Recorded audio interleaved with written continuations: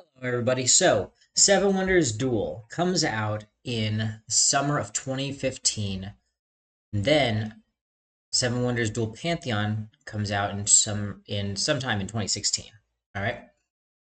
So, I'm playing both of these, and I'm loving both of these. Okay, just graduated college, loving both of them. And then people are asking these questions like, is it worth it? Is the are the expansions worth it? Okay, actually just expansion. So Seven Wonders Dual expansion worth it. 7 years ago, recording this as of 2025. So big fan of Seven Wonders Duel. Great depth and strategy, but also fun and quick to play and learn. I wanted to hear people's thoughts on the Pantheon expansion. I've heard good things, but also complaints of it getting too swingy or random. Okay, let's see these complaints. Is it a definite buy if you enjoy the base game?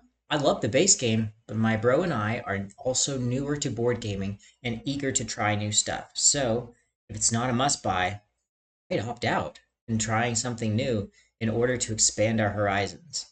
Thank you for your thoughts. Yep, so just try something new if it's not a must buy. Okay. This guy says the expansion fixes the you can predict what the next four moves are problem. Yeah, with vanilla, I'd say that is a problem.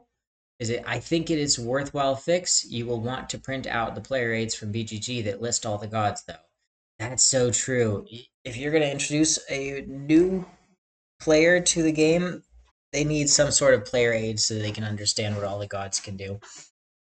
Just like you might have them memorized, but you need to like throw the rulebook at them and just say, "Hey, these couple of pages, look through what all the god powers are."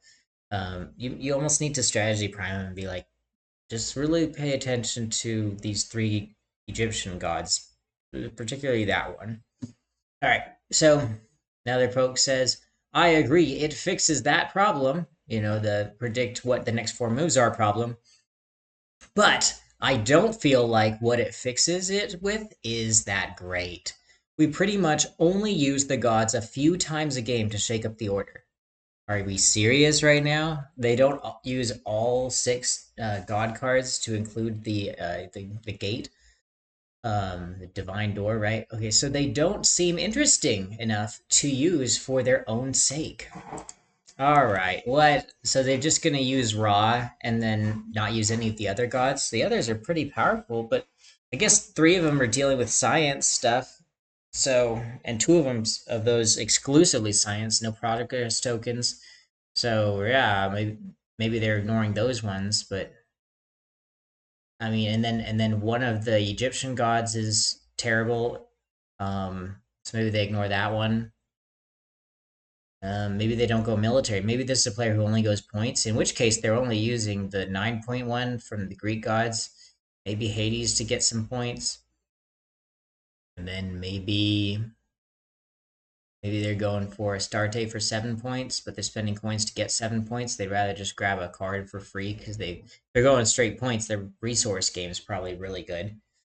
And if both players are not looking forward to or looking at doing anything but points, then both players are going to have good resources and not have spent much on military or science. So that's interesting. I've always found the gods to be very strong. They are. They are. I think the commonly the best players are doing divinities. Let me just look at some of the most common players. I'm on my phone, but I'm doing it for a reason. I'm going to show you, or at least read off to you, the stats of some of the top players. Okay, so Frankenstein, the number one player. How often do they grab divinities? Okay, so all I have is victory points from divinities, but which they're not grabbing victory points from divinities, so not that useful. But I know there's a stat somewhere that says that folks are using the divinities more often and activating more divinities at higher levels. So that is interesting. I've always found the gods to be very strong. competition for where to place them is key to playing well for that reason. Yeah, make the strong gods cheaper for you. They also make military and science more viable win conditions. Yeah, they do. So with the discounts, they are pretty great. Many of them are meh without it, somebody else says. All right, let me put it this way. Seven Wonders Duel Pantheon is the perfect expansion for adding increased content and depth to the game. Bruno Cathala is always good at that, adding more depth to a game. So, what does this mean for you? Well, if you find yourself consistently playing Seven Wonders Duel a few times with newer people, then I would not recommend the expansion. It's not one for newer players. However, if you're playing Seven Wonders Duel consistently with similar people or with gamers who want more strategy or are getting stale of the game looking for more depth, then I would highly recommend the expansion because it fills the void perfectly. Okay, so people who are already familiar with the game then get it. Yeah, that makes sense with this expansion and many expansions. Learn the base game, then move forward. Too long didn't read. If looking to add content and depth to Seven Wonders Duel, then Pantheon is the perfect addition. Yeah, agreed. And why would you buy an expansion to a game if you weren't looking for extra content and depth? The answer to OP's question is an easy yes. Well, I can answer the if you're not looking for extra content in depth. Sometimes you're looking for something that fixes the game. So that there are other reasons. I just want to the logical person in me is trying to point out other options, and other options would be like Prelude fixes issues with terraforming Mars. Um, I think Five Tribes' expansion fixes some issues with Five Tribes that I had, but now that I'm playing it online, I'm starting to think that those weren't issues. I thought there was an easy way to just auto win some of these games, and then an expansion would fix that. But nope, nope. The meta is constantly changing. There's no auto win that needs a fix. A lot of times it's just get better.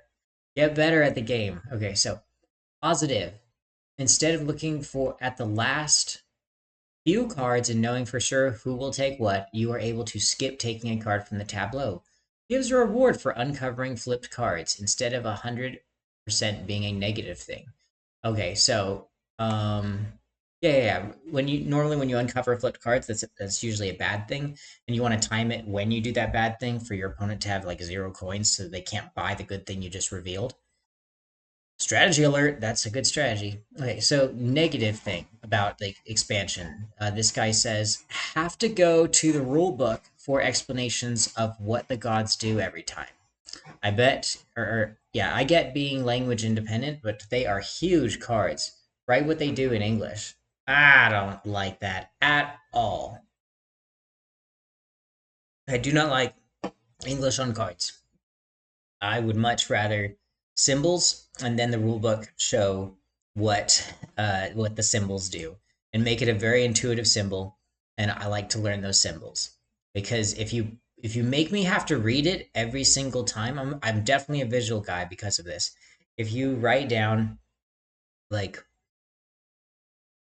what something does in like very detailed words in English, my grandpa is not going to be able to play the game. Like people who have eye issues, like can't see like very well. People who take a long time to read won't be able to make sense of things. But you can, tell somebody what the abilities do, or if they really need to, you can have them instead of picking up the actual pieces, which need to be where they are in the game, and bringing them to your eyes. You can bring a rule book to your eyes. There's just a million reasons, and that's just two of them, why it's a good idea to have them be language independent cards.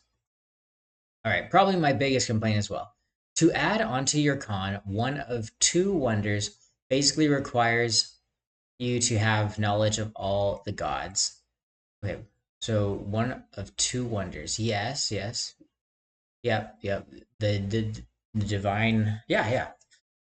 The divine theater, like picking it's one of the best wonders, and you get to pick one of the best gods. You get to grab Ra from it. But or you can grab something else. But yeah, one of those wonders is they're talking about divine theater. It requires you to have knowledge of all the gods to use it well. So while you're learning expect the player with that wonder to spend a decent chunk of time in the rulebook. That's fair. They got to read every single god before you even play the game. There should be a whole like class on what each god does that somebody should make a YouTube video of that just like really quickly goes over them before you start your game. Maybe I'll make it. I don't know. Let me know in the comments below if you would want something like that, like a before you start Pantheon. Here's a quick primer to what each god does and their power level. Okay. That said, it is in the running for my favorite expansion ever. Yeah, I really like how much it adds to the game. All right, so we use it 100% of the time and absolutely love it. The gods don't remove anything from what makes the game great in the first place, but well, with only one real new action that you can do, it adds a whole other layer of depth. Also, it feels like it integrates really organically within the framework of the base game. The way that the gods are positioned feels like it is part of the same design philosophy that you've come to love. This guy says, I enjoy it, but I do find it feels a bit more aggressive than normal Seven Wonders. Huh? Do you mean Seven Wonders Duel? I view that as a con, but it would be a pro for many people. Yeah, more aggressive. So rather than sitting back, getting a bunch of resources, and then grabbing a single military or denying a single science to force the game into a point situation, somebody can go all in military, and then you just really have to compete with the military. You can still lose. Or all in science, and you could still lose to science. You really have to be spending a lot more time than just a couple denials of science to win the game. So definitely a pro for me and my groups. This guy says you can't rest, and you always need to be on to keep from getting steamrolled. Yeah, true. You can't rest. You really can't rest. I like the expansions quite a bit and would definitely recommend it. Like another poster said, I also like that it adds different actions besides taking a card. Yeah, Pantheon expansion was really important to add to the game. It lets you hold back, do something, maybe something useful like Raw Steel Wonder, maybe something not so great that doesn't do anything at all for you, but gives you a science token and you're not, or science symbol, and you're not even going for science, right? But you grabbed the law from Ishtar, that Mesopotamian goddess, just because you wanted the other player to take a turn. I really want a Seven Wonders Duel version where you have to bid for turn order. That would be pretty cool. I think that would be really be exciting. Somebody's got to come up with it. It's just the your turn, my turn, your turn, my turn each time doesn't always work, and Pantheon needed something to fix that, and or Seven Wonders Duel needed Pantheon to fix that, I feel. So last person says it solves the issue of players getting trapped in the rote taking the cards. Yep, this person's saying what everyone else is saying, where you know so and so is going to win because they're going to get the last card they need, and there's nothing you can do to stop them. Yeah, if you just count the things that for a science victory, I think he's talking about that, or military. That's how that's going to go. However, it also adds a fair bit of fiddliness and setup. I'd also say it makes the design less elegant. Um, there's some elegant things about it. I like the draw from the top two, and that there's only three per god area. I think that is very elegant. So the things that Pantheon does is more elegant, but you might be able to, if I think about it deep enough, I could probably come up with ways that the additions of these elegant designs make the whole somewhat less elegant potentially, even though and fiddly, even though it is, in my conclusion for this video, the a good expansion to add to the game, and I'm very glad for the Pantheon expansion. Thank you so much for watching, and I'll cover the Agora expansion in the next one.